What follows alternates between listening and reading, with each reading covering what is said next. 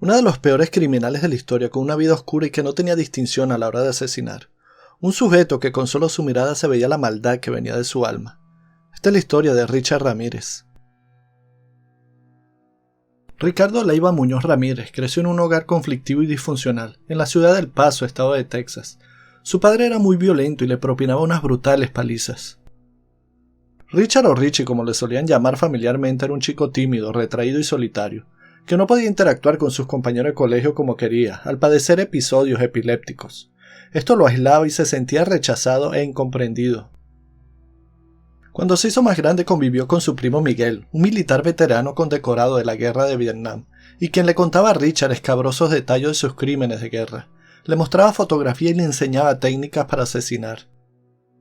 Además le enseñó a ver la mutilación y determinadas posturas sexuales como algo normal, a creerse superior, una especie de dios con el poder de decidir quién vivía y quién no, y todo ese cóctel propició en el menor unas ansias por emular a su primo mayor. Un día presenció como su primo a sangre fría y a bocajarro disparó a la cara de su esposa. Tras el estruendo de aquella detonación, el rostro del niño de apenas 10 años se impregnó de sangre. Su primo acababa de cometer un crimen. El pecado de la víctima fue pedirle a la exboína verde que no alardease de las violaciones, mutilaciones, orgías y asesinatos perpetrados en la guerra de Vietnam. Aquel asesinato fue un antes y un después en la vida de Ricardo Leiva Ramírez. La mala influencia que ejercía su primo generó en él interés por la sangre, la delincuencia y las drogas. Por cierto, el exsoldado jamás pisó la cárcel por matar a su mujer, sino que fue enviado a un centro psiquiátrico. El tribunal alegó estrés postraumático tras el juicio. Richard comenzó a fumar marihuana, a asaltar, matar animales en granjas, a efectuar pequeños robos, realizar hurtos en casas. Richard Ramírez se había convertido en un adolescente peligroso. Richard tenía fantasías salpicadas de muerte y sangre, siempre con una gratificación erótico-sexual. Durante los siguientes años también influyó en él la existencia de la doctrina satánica. Su adoración por Satán hizo mella en un adolescente que solo encontraba paz glorificando al maligno y siguiendo sus premisas. Su personalidad había encontrado una vía de entendimiento en esta especie de religión, porque para Richard Satán era su Dios. Después de un tiempo se mudó a Los Ángeles. Ahí vaga sin rumbo fijo. Continúa con sus abusos con las drogas y robos a menor escala. Es detenido y pasa 6 meses en prisión. Cuando sale en libertad se convertiría en el acosador nocturno. Comenzó secuestrando niños durante varias horas con el único objetivo de traumatizarlos. Aquello le divertía. Se había convertido en la mismísima reencarnación del demonio, como él mismo llegó a autodenominarse, tanto por su aspecto físico como mental. Hasta el aliento le olía al mismísimo infierno, putrefacto por su falta de higiene. La suma de todos estos ingredientes lo llevaron con 24 años a estrenar su particular ritual sanguinario, a convertirse en un monstruo, en un verdadero asesino en serie. Su primera presa en esta particular cacería fue Jenny Vinco, de 79 años de edad. Esto ocurrió en un caluroso verano de 1984. Los vecinos del barrio de Glassell Park de Los Ángeles dormían con las ventanas abiertas, ya que hacía mucho calor. En el apartamento de la anciana reinaba el silencio y corría una leve brisa en su dormitorio.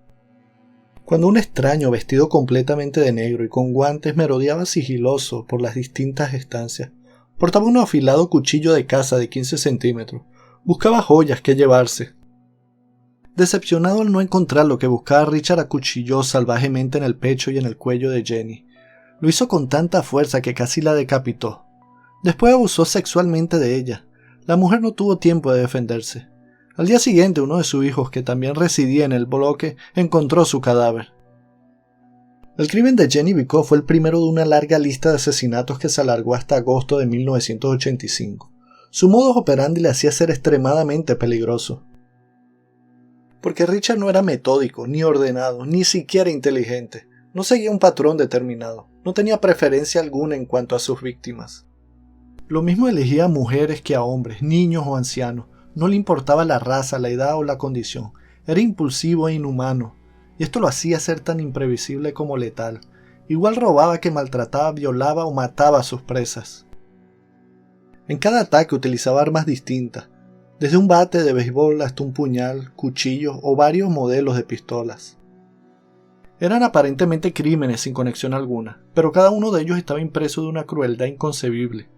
Desde un tiro a sangre fría en la cara de la joven Delio Kazaki, de 33 años, después de allanar su domicilio, pasando por las decenas de cuchilladas a la italiana Maxine Sassara, de 44 años, a la que entre otras cosas había sacado los ojos tras matar a su marido. Por no mencionar la feroz violación a Ruth Wilson, mientras encerró a su hijo pequeño en un armario. La mujer logró sobrevivir al brutal ataque y cuando testificó ante la policía no solo dio una descripción perfecta de su agresor, sino que no podía olvidar su aliento, aquel desagradable aliento que casi la hizo desfallecer. Cuando el cazador atacaba, las consecuencias eran nefastas. Sin embargo, sus actos eran erráticos, torpes. Dejaba pruebas y evidencias por todos lados en las escenas de los crímenes. Aparte de ir con la cara descubierta, lo que le hacía identificable para los supervivientes, la policía encontró la impresión de una zapatilla deportiva y también huellas dactilares.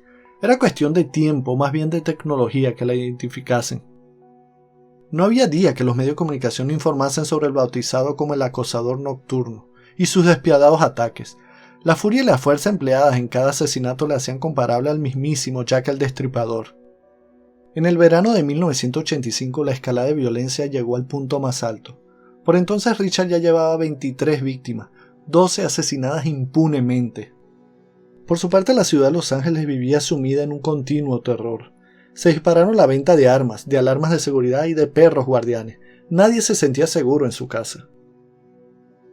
Pero un error durante su última cacería llevó a Richard hasta la mismísima policía. Era la madrugada del 24 al 25 de agosto de 1985, y el homicida asaltó una vivienda del barrio de Mission Viejo en el condado de Orange, a unos 80 kilómetros al sureste de Los Ángeles. Era el domicilio de la joven pareja formada por William Carnes e Inez Erickson. Ramírez entró en el dormitorio mientras dormía y descargó 3 tiros a bocajarro en la cabeza de William. Inés se despertó por los disparos y se quedó en estado de shock mientras aquella sombra la observaba.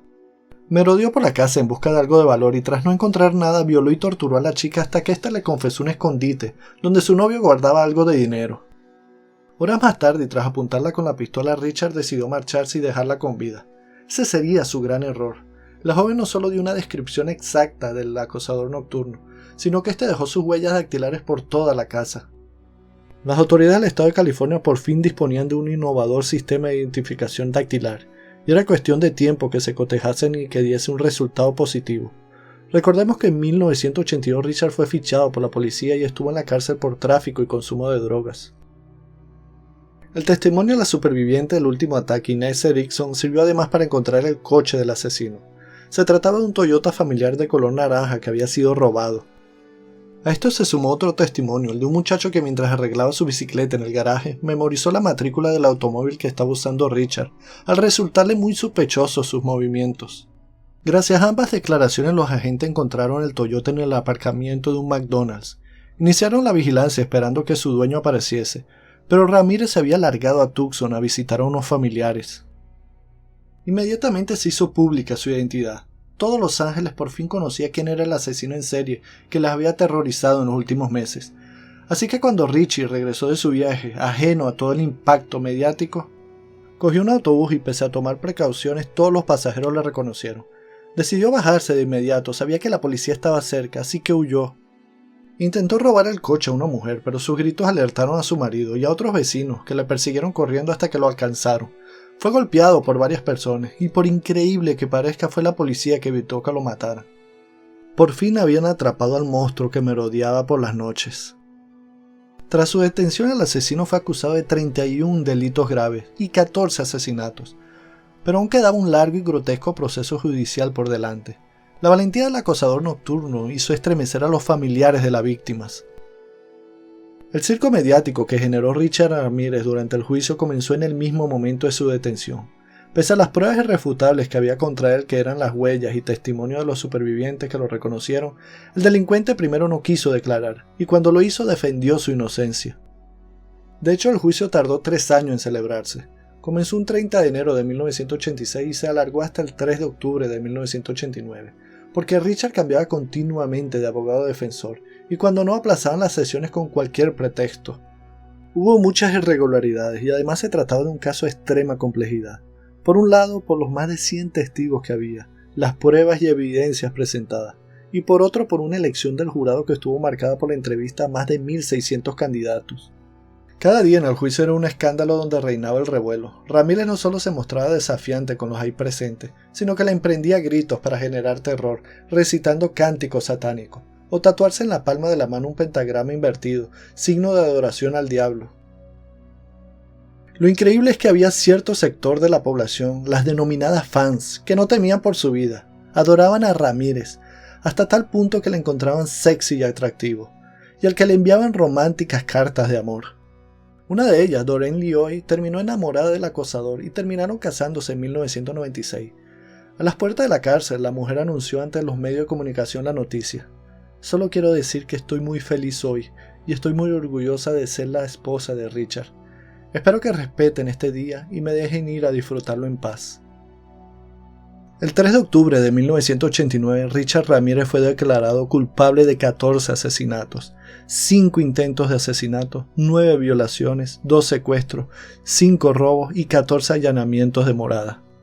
El tribunal lo sentenció a 19 penas de muerte. Hasta el día de su ejecución en la cámara de gas, el acosador nocturno esperaría en la prisión de San Quentin, en California. Tras escuchar la sentencia, Richard gritó sarcástico: «Adiós, amigos. El acosador nocturno se despide de ustedes. Nos vemos en Disneylandia». Aquella fue su forma de provocar a los presentes y de dejar claro que él no moriría. Lo cumplió porque durante 23 años logró revocar su condena por las irregularidades y por la incompetencia de su defensa. De hecho, el asesino terminó convirtiéndose en uno de los presos más célebres de San Quentin. La muerte no le llegó a modo de ejecución, sino por un cáncer. Richard Ramírez murió el 7 de junio de 2013, a los 53 años. Fue incinerado ya que nadie reclamó su cuerpo, ni siquiera su esposa Doreen. Los expertos que analizaron la personalidad de este asesino en serie lo siguen encontrando tan atípico como terrible. Richard Ramírez fue el verdadero mal encarnado en una persona.